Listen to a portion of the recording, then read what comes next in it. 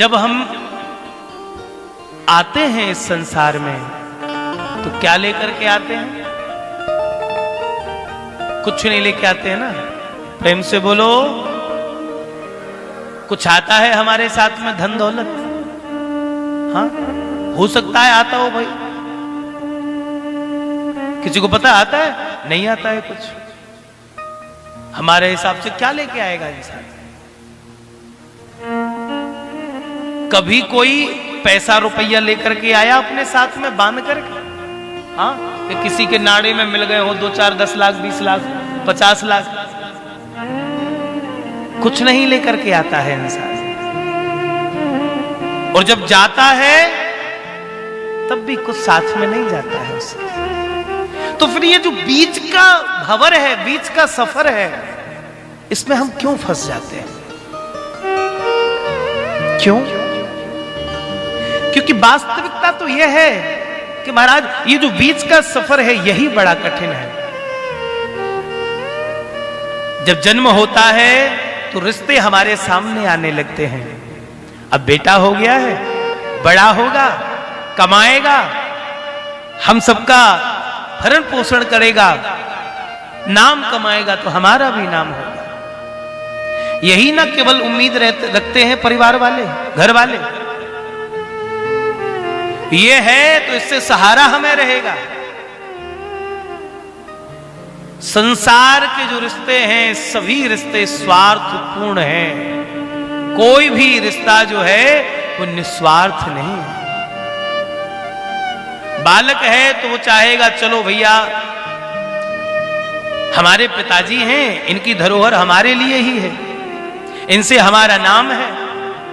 और पिता है तो वो ये चाहेगा कि हमारा पुत्र है, आगे चल करके इसी को संभालना है। एक दूसरे से कहीं ना कहीं स्वार्थ है। लेकिन चलो ये भी स्वीकार कर लो कि थोड़ा स्वार्थ मान लो, क्योंकि गृहस्थ में हो, लेकिन गृहस्थ में रह करके इस संसार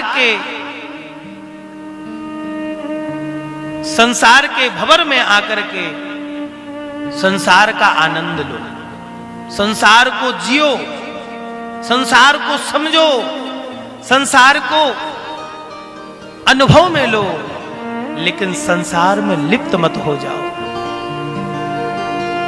क्योंकि संसार हमारे साथ में जाने वाला नहीं है। संसार से हम कुछ नहीं ले जाने वाले। ना तो कुछ लेकर के आए थे, ना कुछ लेकर के जानो है। एक बार बोलो राधे राधे।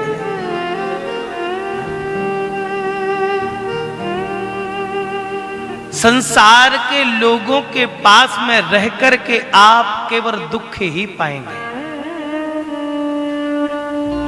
केवल दुख पाएंगे। बालक बड़ा होगा, बड़ा होकर के यदि आपने आशा ही परमम दुखम नैराश्यम परमम सुखम, पहले से निराशा स्वीकार कर लो तो कष्ट नहीं होगा।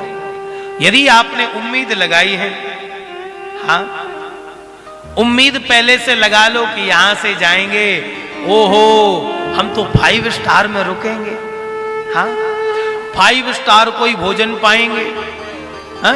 उतने बड़े बड़े कल्पना कर लो। जब आपने इतनी लंबी चौड़ी कल्पना ही कर ली तो शायद उसमें से थोड़ा ही नीचे कुछ मिल गया तो ये आपका मन खिन्न हो जाएगा, मन खराब हो जाएगा। एक सूत्र है भागवत में, आशा ही परमम दुखम नैराश्यम परमम सुखम। आशा लेके ही मत चलो। आज के माता पिता की भी बहुत बड़ी गलती होती। क्या? छोटा सा बालक हुआ, बस उसको ठेल ठेल करके जबरदस्ती जाओ भैया पढ़वे को, हाँ पढ़वे जाएगो। पढ़वे जावे के बाद में उम्मीद क्या उससे कि ये पढ़ेगा तो हमारे लिए कुछ करेगा। ये स्वार्थ नहीं रखना चाहिए। मैं इस चीज को मानूंगा ही नहीं। आप यदि उसका पालन पोषण कर रहे हैं तो इस भाव से मत करिए कि ये आगे चल करके हमारी सेवा करेगा। ये बिल्कुल छोड़ ही दीजिए मन से कि ये सेवा करेगा कि नहीं करेगा। बस ठाकुर जी इतनी कृपा करना कि हमारा जो बालक है वह आपकी चरणों की सेवा में निरंतर लगा रहे, कि कोई ये ना कह पावे कि हमने अपने बालक के पालन पोषण में कोई कमी रखी, जो संत के आगमन पर संत को पहचान ना पाए, तो ऐसा कैसा पालन कि संतों की सेवा ना कर पाए। हाँ, वह पालन हो, लेकिन उसमें आप ये अपने दिमाग में मत लगाओ, अपने चित्त में इस बात को मत रखो कि मैं अपने बच्चे को पढ़ा रहा हूं, मैं अपने बच्चे को बड़ा कर रहा हूं, मैं अपने बच्चे को विदेश भेजूंगा, मैं अपने बच्चे को बहुत सारा धन कमवा रहा हूं तो ये मुझे दे ना। अपना स्वयं इंतजाम करो। किस चीज का? भगवान नाम स्मरण का। ठाकुर जी इतनी कृपा करो कि कभी शरीर से असमर्थ हो ही ना पावे। एक बार बोलो, जरा जोर से बोलो। ये स्वार्थ मत रखो, अरे बेटा बहू आ गई तो बहू के बाद में, अरे देखो आजकल आधे लड़ाई झगड़ा तो जई में है जाए। बहू आ गई, हाँ देखो जब से बहू आई है तब से तो हमारा छोरा गुरुजी कहा बताएं, बिल्कुल बहू ही बहू की माने, एक भी हमारी मान तो ही ना है। प्रेम से बोल दो राधे, जोर से बोल दो, जरा और जोर से बोल। पहले से उसको इतना आप सत्संग में लेकर के आओ, पहले से उसको इतना धर्म से जोड़ दो। हमारा सनातन धर्म क्या कम है? आज बड़े दुख के साथ कहना पड़ता है व्यासपीठ से,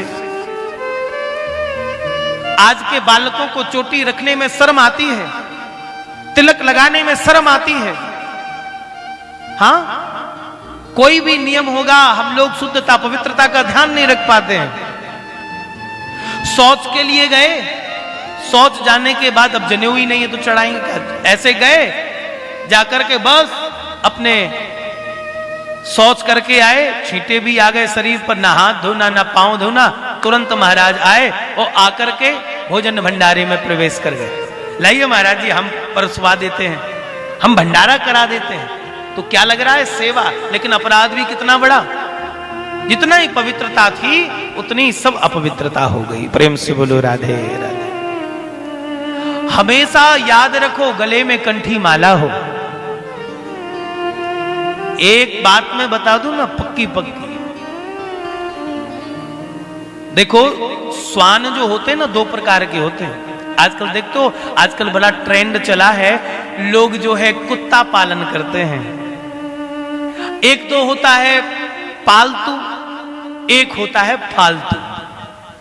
फालतू वाला तो जिस चाहे को देखो तो महाराज जो चाहे वो लठ मार देवे, बेचारो भाग जावे अपने आप। वो जो पालतू होता है, अरे उसके ठाठ देखो साहब। हाँ क्यों राजू भाई, एकदम वीआईपी एसी चकाचक।